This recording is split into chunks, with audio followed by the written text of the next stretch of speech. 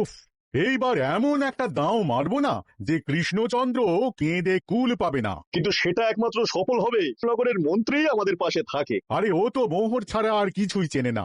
ওকে খবর দিয়েছি এক্ষুনি এলো বলে। রাজামশাই, কৃষ্ণনগরের মন্ত্রী এসেছেন। ওকে ভেতরে পাঠিয়ে দাও। প্রণাম খাম্বাজরাজ। এ কি রানীমা, আপনি? আমি তোমাদের কৃষ্ণনগরের রানী মানুই। আমার নাম ললনা। আমি হরেক রকমের গলায় কথা বলতে পারি। এটা আমার আসল গলা। ওরে বাবা রে বাবা রে বাবা, আপনি তো প্রতিভার জলজ্যান্ত রূপ। একে আপনি কোথা থেকে পেলেন খাম্বাজরাজ? বেশ কিছুদিন আগে একটা যাত্রা দেখতে গিয়ে ললনার সাথে পরিচয় হয়। ওর ব্যাপারে সবকিছু জানার পরে আমার মাথায় একটা বুদ্ধি খেলে যায়। তাই আপনি আমাকে ডেকে পাঠিয়েছেন, তাই তো? একদম তাই। আমার একটা পরিকল্পনা আছে। ছলে বলে কৌশলে ওই কৃষ্ণনগরের আসল রানীকে কিছুদিনের জন্য বাইরে পাঠাতে হবে, আর সেই সুযোগে সেসব দায়িত্ব আমার ওপরে ছেড়ে দিন। আমি নিজের দায়িত্ব নিয়ে ললনাকে কৃষ্ণনগরের রানীর সমস্ত আদব কায়দা শিখিয়ে দিয়েছি। এখন শুধু আমি বাকি ব্যাপার নিয়ন্ত্রণ করব। এখন মহারাজ বাৎসরিক হিসেব নিয়ে ব্যস্ত, তাই রানীমা চলে যাবেন আর তার বদলে ঢুকবে ললনা দেবী। তাহলে আর দেরি কেন? আজ রাতেই বেরিয়ে পড়ো। আর যদি আমার পরিকল্পনা অনুযায়ী এগোতে পারো তাহলে কিছুদিন পরে তুমি হয়ে উঠবে কৃষ্ণনগরের রাজা। আমার কত দিনের আশা। চলুন তাহলে। হ্যাঁ চলুন। রাজবাড়ির বাকি ব্যাপার যেতে যেতে বুঝিয়ে দেব। রানীমা কিভাবে কথা বলেন, কাকে কি বলে ডাকেন, রাজবাড়ির কোথায় কি আছে সব।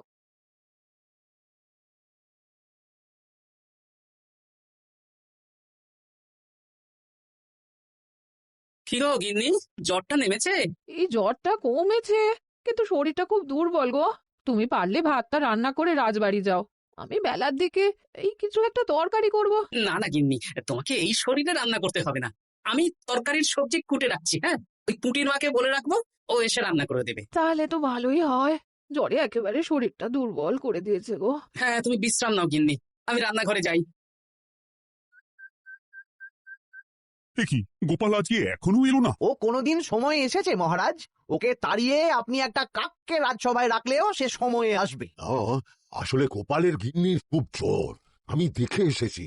তাই হয়তো ওর গিন্নির সেবা শুশ্রূষা করতে গিয়ে গোপালের দেরি হচ্ছে। তোমাকে আর গোপালের হয়ে কাসুন্দি গাইতে হবে না। এই তোমরা থামো তো। একটু দেরি হয়ে গেল মহারাজ।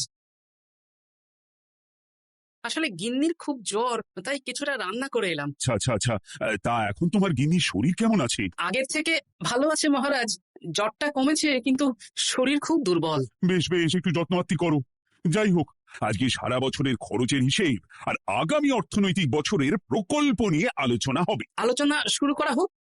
বিগত অর্থনৈতিক বছরে বিভিন্ন খাতে মোট খরচ হয়েছে 15,700 মোহর, আর বিভিন্ন কর বাবদ উপার্জন হয়েছে 22,000 মোহর। তাহলে তো মহারাজ ভালোই লাভ হয়েছে। এবার আমাদের দিকে একটু নয়ন মেলে তাকালেই হয়। সেসব তো দেখবই, কিন্তু তার আগে আমি মন্ত্রীর সাথে বিগত বছরের সব খরচ নিয়ে হিসেবে বসবো। হ্যাঁ, বেশিরভাগ দায়িত্ব তো মন্ত্রীমশাইয়ের কাঁধেই থাকে, তাই উনি কোনো হিসেবে জল দিয়েছেন কিনা সেটাও পরখ করে নেওয়া যাবে।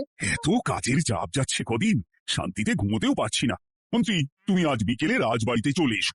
বিগত অর্থনৈতিক বছরের হিসেবগুলো একবার দুজনে বসে মিলিয়ে নেব। আচ্ছা মহারাজ, যা করার তাড়াতাড়ি করে নিতে হবে। এখন দেরি করলেই এই বছরের প্রকল্পগুলো শুরু করতে দেরি হয়ে যাবে। মহারাজের জয় হোক। বলো প্রহরী, তুমি কি কিছু বলবে? মহারাজ, একজন কালো চাদর মুড়ি দেওয়ার লোক এলেন আর আমার হাতে এই চিঠিটা ধরিয়ে দিয়ে চলে গেলেন। এই গরমে চাদর মুড়ি? অদ্ভুত লোকটা। কি রে বাবা? সর্বনাশ! কি হলো? তোমাদের রানীমার জ্যাঠামশাই খুব অসুস্থ, তাই পরিবারের সবার সাথে দেখা করতে চান। ও মা গো! আজ সভা এখানেই শেষ। এইবার শুরু হবে আসল খেলা। কি বলছেন মহারাজ? হ্যাঁ রানী। আমাকে এক্ষুনি জ্যাঠামশাইয়ের কাছে যাওয়ার বন্দোবস্ত করে দিন মহারাজ। কিন্তু রানী, তোমার জ্যাঠামশাইয়ের বাড়ি কৃষ্ণনগর থেকে ঘোড়ার গাড়িতে গেলেও তো 1.5 দিন সময় লেগে যাবে। এদিকে আমার এত কাজের চাপ। আপনি বরং কয়েকদিন পরে আসুন। আমাকে এক্ষুনি যেতে হবে মহারাজ। বেশ বেশ, আমি তোমার যাওয়ার ব্যবস্থা করছি। সাবধানে যেও রানী, আমি 2-3 দিনের মধ্যেই আসছি।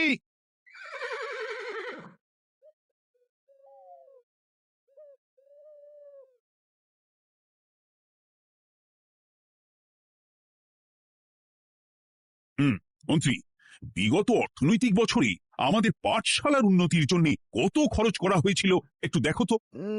সব মিলিয়ে মোট 150 মোহর মহারাজ। কিন্তু আমার এখানে তো 170 মোহর দেখাচ্ছে। 170 মোহর? তা কি করে হয়? একই রানীমা, আপনি ঘোড়ার গাড়ি করে গেলেন আর হেঁটে চলে এলেন? সে আমার ব্যক্তিগত ব্যাপার, তুমি তোমার কাজ করো।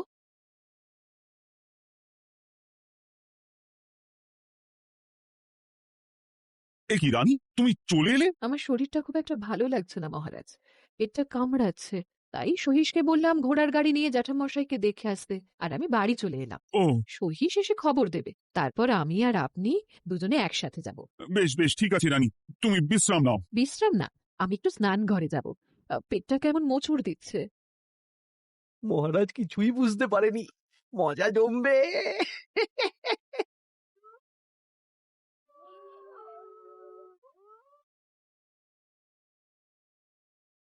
এ কি রানী, তুমি তোমার সব গয়না গাটি বের করছো কেন? আমার আর এই পুরনো নকশার গয়না পছন্দ নয় মহারাজ। ভাবছি কালকে সকালবেলা এই গয়নাগুলো শ্যাকরাকে দিয়ে শহুরে নকশায় নতুন গয়না বানাবো। কিন্তু এগুলো তো তোমার সবই পছন্দের গয়না। কিন্তু মহারাজ, আমি ভেবে দেখলাম এই গয়নাগুলো সবই বড্ড ভারী গয়না। আমি শহুরে আধুনিক নকশার হালকা গয়না পরবো।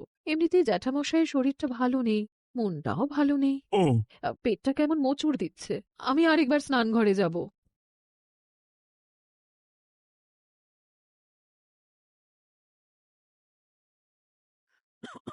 ওই তো মন্ত্রী মশাই এসেছে।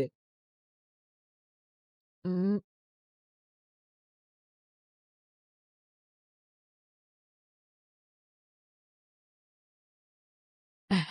এই রাজ্যে গোপাল আমার শত্রু। কালকে থেকে গোপালকে খাটাবে।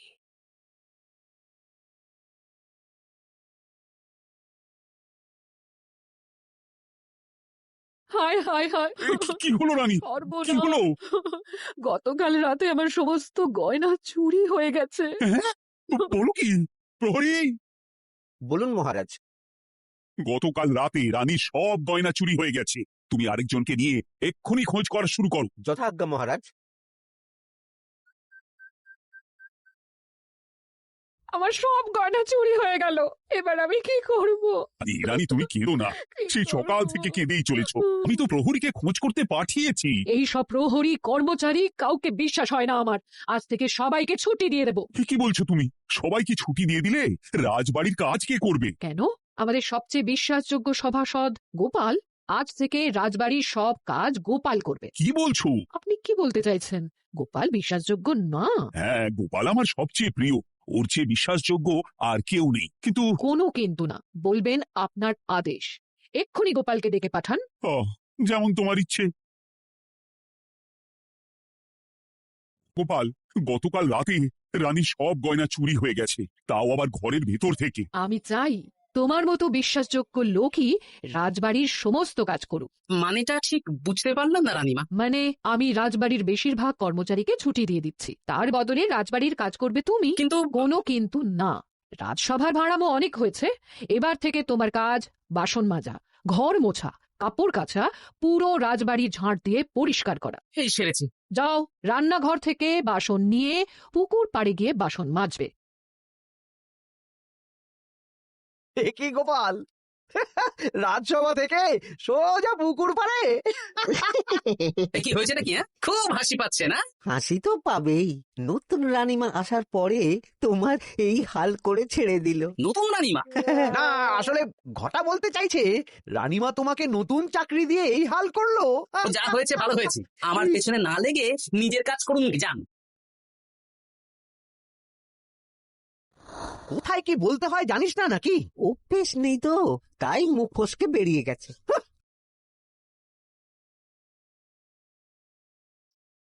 রাজ্যে চোরের উপদ্রব বেড়ে গেছে, তাই আমরা কিভাবে চোরের উপদ্রব কমানো যায় সেই নিয়ে আজকে একটা আলোচনা করব। কিন্তু মহারাজ, রাজসভায় এখনো তো সবাই আসেনি।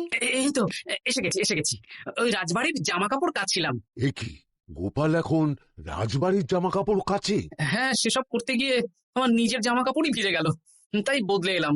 মহারাজ, রানীমা ঘোড়ার গাড়ি করে এসেছেন। মানেটা কি? রানী তো রাজবাড়িতেই আছে।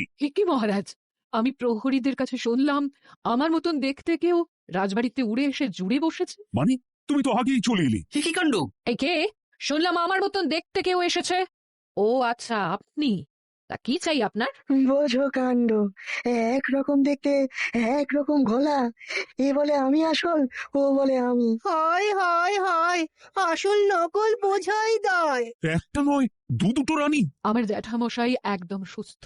এই মহিলা নিশ্চয়ই ভুয়ো চিঠি দিয়ে নিজের রাজবাড়িতে ঢোকার সুযোগ খুঁজছিল। একদম বাজে কথা বলবেন না। আপনি কে সত্যি করে বলুন। সমস্যা, সমস্যা, ঘোর সমস্যা। আমার কোনো পাণ্ডিত্য দিয়ে বুঝতে পারছি না কে আসল আর কে নকল। আমি আসল, বিশ্বাস করুন। আমি তো এই মাত্র এলাম। না, আপনি নকল, আমি আসল। কিভাবে বুঝবো? আমি বলবো মহারাজ, এই যে এই রানী আসল। হ্যাঁ, কিন্তু মন্ত্রীমশাই, আপনি কি করে বুঝলেন? না মানে এই রানীমা তোমার উপরে এত ভরসা করে রাজবাড়ির কাজ করাচ্ছেন, কাউকে বিশ্বাস করেননি, একমাত্র তোমাকে বিশ্বাস করেছেন। এত ভালোবাসা, এত বিশ্বাস কার থাকতে পারে বলো? মানে গোপাল, তুমি রাজবাড়ির কি কাজ করছো? বাসন মাজা, ঘর মোছা, বাগান পরিষ্কার, অনেক কাজ করছি রানীমা। আপনার সব গয়না চুরি হয়ে গেল, তাই কাউকে বিশ্বাস করা যাবে না বলে ওই রানীমা আমাকে কাজে রাখলেন। এই ওই বন্ধ করে একটা উপায় বের করো। বেশ বেশ, আমি ধরে নিচ্ছি দুজনেই আসল। তাই আপনাদের দুজনকে আমি পরীক্ষা নেব, দেখবো কে উত্তীর্ণ হন। তাই নাও। আপনারা দুজনেই তো সেনাপতিকে চেনেন, বলুন তো সেনাপতির আসল নাম কি? সনাতন সেন। আচ্ছা, আপনাদের বাপের বাড়ি কোথায়? বিজয়গড়। দূর দূর, গড়গড় করে সবই বলে দিচ্ছি। এভাবে হবে না, অন্য কোনো উপায় ভাবো। বেশ, সেনাপতি তলোয়ার দাও তো। দিচ্ছি। এই নিন, এই তলোয়ার দিয়ে মহারাজকে মেরে ফেলুন। আপনাদের মধ্যে কে মারতে চান বলুন। এসব তুমি কি বলছো গোপাল? মহারাজ আমার পতি পরমেশ্বর, ওনাকে আমি মারতে পারি? আমি স্বপ্নেও ভাবতে পারিনি গোপাল তুমি এই জঘন্য কাজ আমাকে করতে বলবে। আমি নিজের প্রাণের আহুতি দিতে পারি, কিন্তু মহারাজের গায়ে একটা আঁচড় দিতে পারবো না। উফ, খাম্বাজরাজ বেছে বেছে এক ধুরন্ধর নারীকে পাঠিয়েছেন, কোনো জবাব নেই। আমি বুঝতে পারছি না মহারাজ, এনাদের হাবভাব, কথাবার্তা, রূপ সবই একরকম। তবে যিনি ঘোড়ার গাড়ি চেপে এখন ফিরলেন, তিনি আসল হলেও হতে পারেন। আমি আসল, বিশ্বাস করুন। বললেই হলো, আসল হলে প্রমাণ করুন। বেশ, আজকে আর মাথায় কিছু আসছে না, আমি কাল আসবো। ততক্ষণ আপনারা দুজনে রাজবাড়ির দুটো ঘরে থাকুন। কি ছক মারিতে পড়লাম রে বাবা।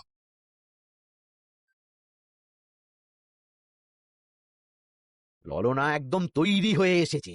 দারুণ মজা হচ্ছে বলুন। এবার শুধু একবার আসল রানীকে সরিয়ে ললনা যদি রানী হয়ে যায়, তাহলে রানীর গয়নার মতন সব আমার হাতে চলে আসবে। তারপর কি হবে? তারপর ধীরে ধীরে মহারাজকেও কায়দা করে সরিয়ে দেব, আর খাম্বাজরাজ আর আমি এই দুজনে মিলে এই রাজ্য চালাবো। ও কি বুদ্ধি আপনার মাথায়।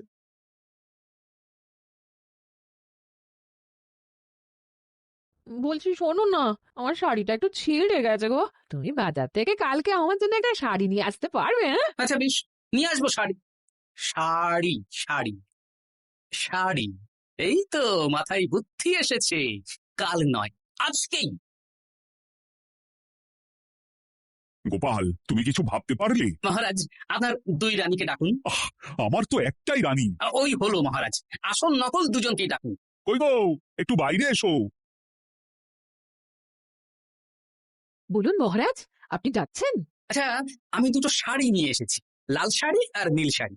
এই দুটোই মন্ত্রপুত শাড়ি, এক সিদ্ধ পুরুষ দিয়েছেন। কে তিনি? না, সেসব এখন বলা যাবে না, তবে এই শাড়ি দুটো একটা একটা করে ওনাদের দিয়ে দিন। এবার আমি এই শাড়ির বিশেষত্ব বলি। হ্যাঁ বলো গোপাল, বলো। আপনারা দুজনেই আজ রাতে এই শাড়িটা পরবেন, সারা রাত পরে থাকবেন। এই শাড়িগুলো 12 হাত মাপের শাড়ি। আগামীকাল সূর্যোদয় হওয়ার পরে যার শাড়ি 4 হাত কমবে সেই হবে আসল রানী। আচ্ছা বেশ, তাহলে তোমরা দুজনেই এই শাড়ি পরে থাকো। কাল সকাল সকাল রাজসভা বসবে, তখন তোমাদের শাড়ি গোপালের কাছে জমা দিও। আচ্ছা। আমি যে নকল সেটা বুঝতে দেওয়া যাবে না। কি করে এই শাড়িটা 4 হাত কেটে ফেলে ওই তো ফল কাটার চুলি কেটে ফেলো। কালকে আবার আবার মজা হবে। হে ঠাকুর, রক্ষা করো ঠাকুর, আমার শাড়িটা যেন 4 হাত কমে যায়।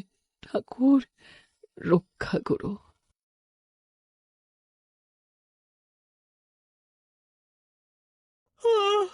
উফ, এত সকাল সকাল রাজসভা, দূর, ভালো করে ঘুমটাও হলো না। আমি তো ঘুমোইনি, চিন্তায় ঘুমই আসেনি। কই গো, তোমরা এসো। এই নিন আমার শাড়ি, এবার মেপে দেখুন এটা 4 হাত কমে গেছে। এই দেখুন মহারাজ, বিশ্বাস করুন আমি আসল, কিন্তু এই শাড়িটা সারা রাত পরে থাকা সত্ত্বেও 4 হাত তো দূর, 4 আঙুলও কমেনি। লাল শাড়িটাই ছোট মনে হচ্ছে। তাহলে তুমি আসল? উফ, বাবা, বাঁচা গেল। আয়, কে আছো? এই নকল রানীকে কারাগারে বন্দি করো। দাঁড়ান মহারাজ, বন্দি করতে হলে যার শাড়ি 4 হাত কমে গেছে তাকে বন্দি করুন। কেন? আমার শাড়ি তো 4 হাত কমে গেছে। শর্ত অনুযায়ী যে আসল তার শাড়ি তো 4 হাত কমবে। না, আপনি ধরা পড়ে গেছেন নতুন রানীমা। এগুলো কোনো মন্ত্রপুত শাড়ি নয়, এগুলো আমার পরিকল্পনার প্যাচ। আপনি নিশ্চয়ই নিজেকে আসল প্রমাণ করার জন্য শাড়িটা কেটেছেন। না মানে, না না না, তাহলে কমলো কি করে? না মানে হয়ে গেল। সত্যি গোপাল, তোমার বুদ্ধির জবাব নেই। গোপাল, তুমি আমাকে বাঁচালে। এই যে নতুন রানীমা, চুপ করে কেন? ওকে আমি কারাগারে গিয়ে বেত মারছি, তাহলেই সব বলবে। বল, কে তুই বল? আসলে মানে আমার নাম ললনা। আমি যাত্রাপালা করি, অনেক রকম গলায় কথা বলতে পারি। কদিন আগে খাম্বাজ রাজ আর এই মন্ত্রী মশাই